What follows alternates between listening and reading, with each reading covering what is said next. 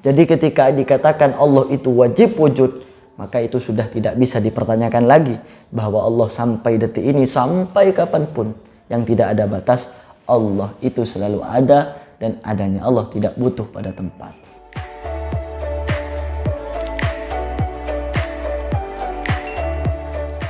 Bismillahirrahmanirrahim. Assalamualaikum warahmatullahi ta'ala wabarakatuh. Alhamdulillahirabbil alamin. Wa asyhadu an la ilaha illallah wahdahu la syarikalah. Wa asyhadu anna Muhammadan abduhu wa rasuluh wa ala alihi wa sahbihi wa tabi'in wa ba'd. Ikhwani wa ikhwati ahibba fillah, dimanapun antum berada yang menyaksikan video ini, alhamdulillah di siang hari ini Allah Subhanahu wa taala masih senantiasa mempertemukan kita dalam keadaan sehat wal afiyah, dalam keadaan iman dan Islam. Mudah-mudahan kita tetap menjadi hamba yang baik, kita menjadi hamba yang selalu senantiasa taat kepada Allah, dan semoga kita menjadi hamba yang tetap taat untuk tidak bermaksiat kepada Allah Subhanahu wa taala. Amin amin ya rabbal alamin. Ikhwani wa ikhwati ahibba fillah, dimanapun antum berada yang menyaksikan video ini, pada kesempatan kali ini saya ingin membahas tentang kalimat Bismillahirrahmanirrahim, dan saya juga akan membahas tentang kalimat tauhid, kalimat syahadatain. Apa isi dan arti yang sejati daripada kalimat ini?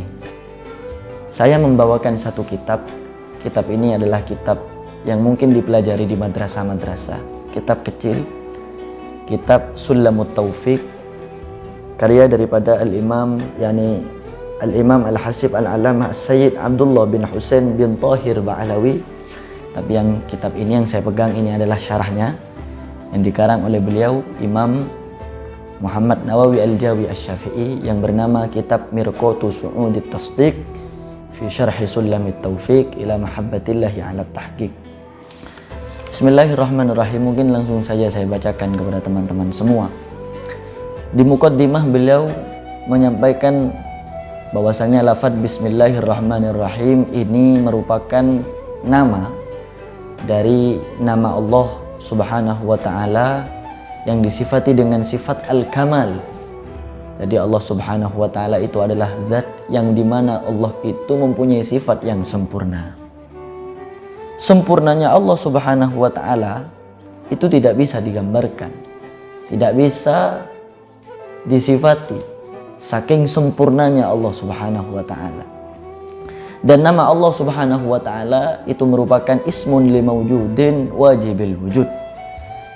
Nama Allah, kata Allah, itu adalah nama untuk zat yang ada, yang memang wajib adanya. Jadi Allah itu ada dan harus ada, dan adanya Allah tidak membutuhkan pada waktu dan tempat. Tidak, itu perlu kita ketahui.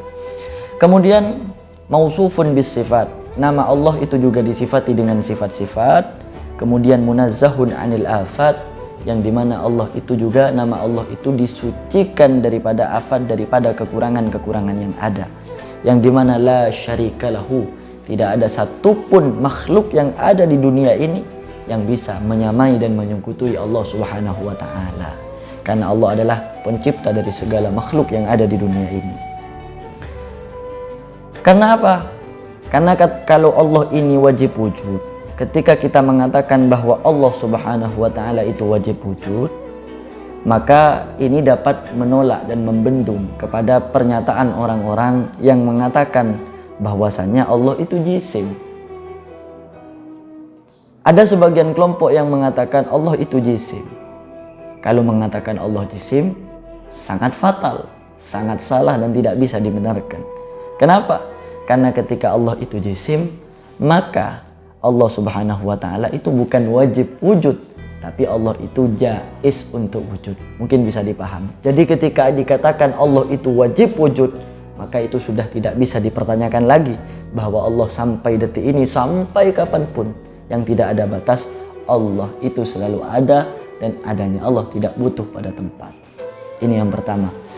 Kemudian yang kedua, ketika kita mengatakan tadi di depan bahwasanya Allah Subhanahu wa ta'ala itu adalah zat yang dimana tidak ada yang bisa menyekutui Allah di dalam makhluk daripada makhluk-makhluk yang ada, Ini juga merupakan penolakan. Penolakan terhadap sebagian kelompok yang mengatakan bahwasanya hamba itu dapat menciptakan pekerjaannya yang sebangsa ikhtiar. Ini juga menolak juga terhadap itu. Langsung saja. Kemudian ungkapan alhamdulillahi rabbil alamin. Kita tahu bahwasanya pujian itu hanya kita untukkan kepada Allah Subhanahu wa taala. Yang dimana dari ini pujian itu tidak bisa kita sampaikan, tidak bisa kita berikan, kecuali pujian itu semuanya hanya kembali kepada Allah Subhanahu wa taala. Jadi Allah Subhanahu wa taala itu yang mempunyai pujian. Kenapa? Karena li'annal kamal qauluhu lillahi, alhamdulillahi qauluhu lillahi li'annal kamala imma qadimun fahuwa wasfuhu wa imma hadithun fahuwa fi'luhu. Karena sifat kamal, sifat sempurnanya Allah itu ada dua. Ada yang qadim, ada yang hadis. Yang qadim sifat kamalnya Allah itu apa? Yakni wasfuhu, yakni sifatnya Allah Ta'ala. Adapun itu yang qadim. Adapun yang hadis daripada sifat kamal itu tersendiri, wa huwa fi'luhu, yakni pekerjaan Allah Subhanahu wa taala. Allah Subhanahu wa taala juga Rabbil alamin, di mana Allah itu adalah Tuhan yang memiliki semua alam, surga, dunia, bumi dan seisinya. Ini semata-mata yang menguasai, yang memiliki, yang semua hanyalah Allah Subhanahu wa taala. Kemudian terakhir, kalimat syahadatain. Kita tahu saudara-saudaraku sekalian, ikhwani wa ikhwati ahibba fillah dimanapun antum berada, kita mengucapkan kalimat syahadatain, kita berulang kali.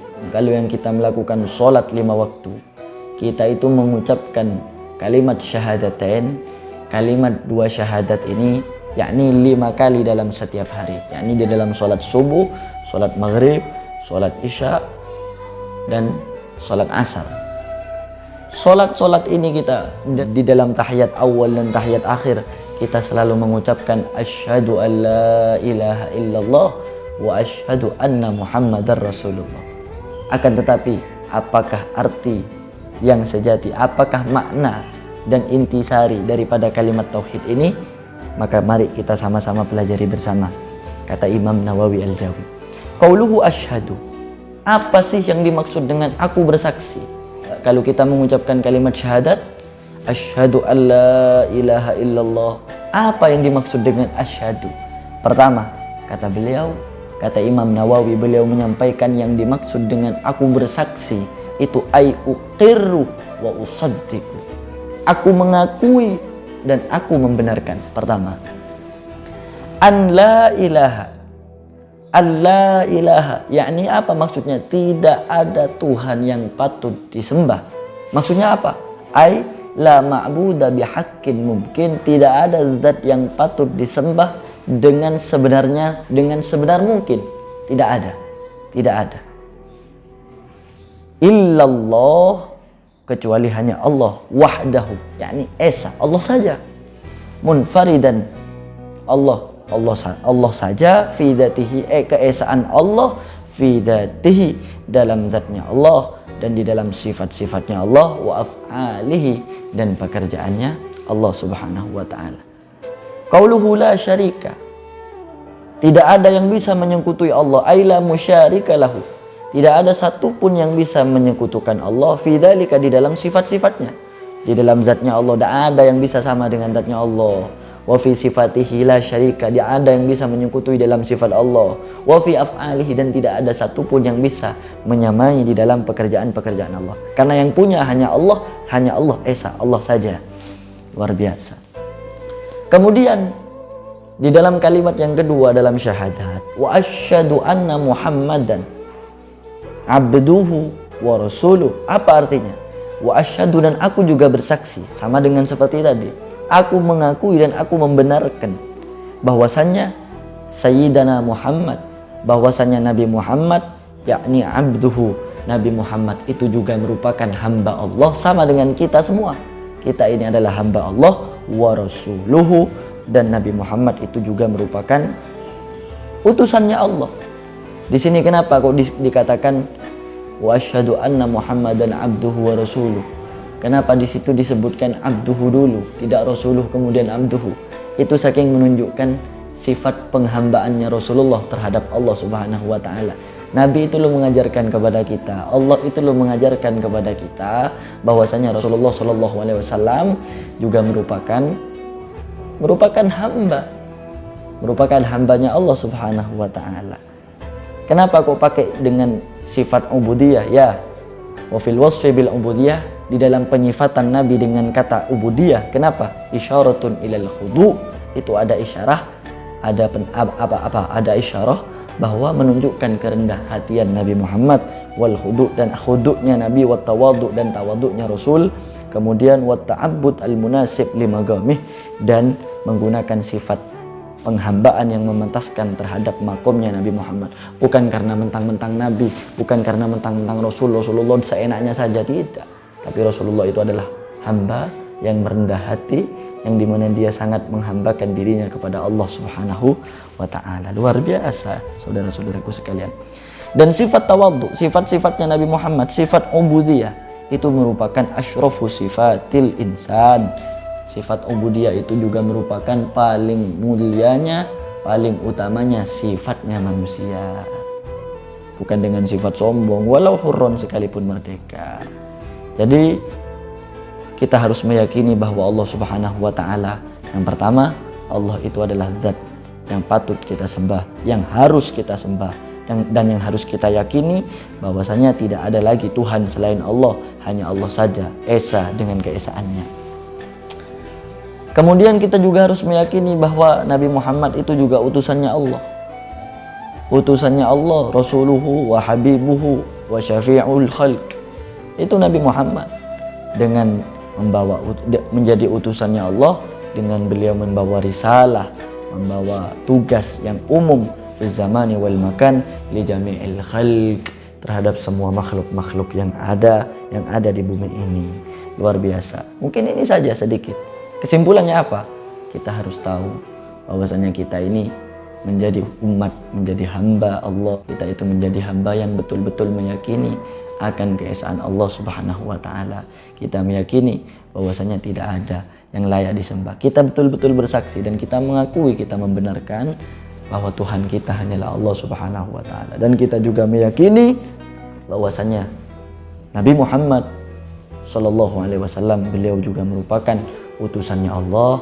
Beliau adalah pembawa risalah yang telah menyelamatkan kita dari jalan kesesatan menuju jalan yang benar, menuju jalan yang terang benderang. Mudah-mudahan sedikit dari kami bisa diambil manfaat.